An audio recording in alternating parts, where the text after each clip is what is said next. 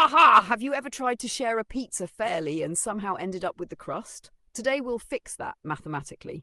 We're learning how to find the exact halfway point between two places on a grid, the midpoint. You can pause to think at any time. Now let's turn to the next slide.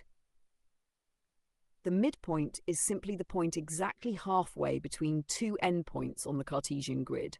Referring to point number 1 on the slide, it sits between the two ends, so each side is equally long. Referring to point number 2, it balances the segment like a seesaw, equal distance to each end.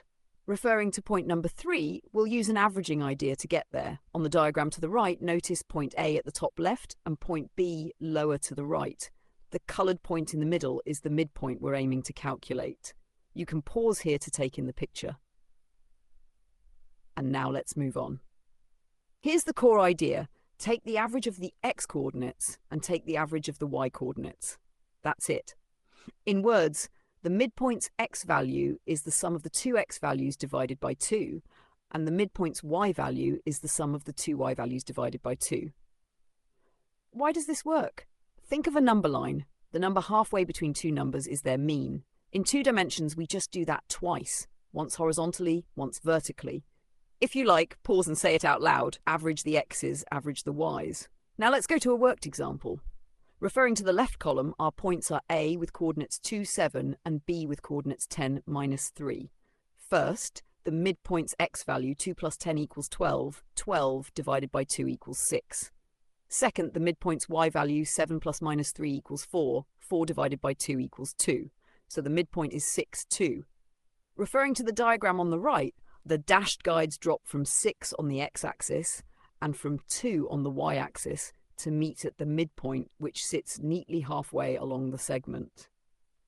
Pause to check each arithmetic step if you like to continue. But let's check we haven't slipped. Referring to point number 1 on the slide, the midpoint should lie between the two endpoints along the segment. On our picture, it clearly does. Referring to point number 2, the from A to midpoint move and the from midpoint to B move point in the same direction and are equal in length. That's another good sign. Referring to point number 3, each coordinate is an average. If it doesn't look like an average, something's off. Now the common pitfalls, referring to the alert box on the right. Do not mix x with y. Always divide the sums by 2 and be careful with negatives. 7 plus minus 3 is 4, not 10. Take a breath. We're ready for your turn. Have a go at the 2 questions. You can pause to think. For the first pair, C with coordinates minus 4, 5 and D with coordinates 8, 1, average the x values. Minus 4 plus 8 equals 4, 4 divided by 2 equals 2. Average the y values, 5 plus 1 equals 6, 6 divided by 2 equals 3. So the midpoint is 2, 3. For the second pair, E with coordinates minus 3, minus 6 and F with coordinates 5, 10, average the x values, minus 3 plus 5 equals 2, 2 divided by 2 equals 1. Average the y values, minus 6 plus 10 equals 4, 4 divided by 2 equals 2. So the midpoint is 1, 2. If you paused and tried them first, brilliant, let's wrap up. Today's takeaway is simple and powerful. To find the midpoint, average the two x values and average the two y values. This works for positive numbers, negative numbers, fractions and mixed signs. Always sanity check. Does the point look halfway along the segment and do both coordinates look like sensible averages?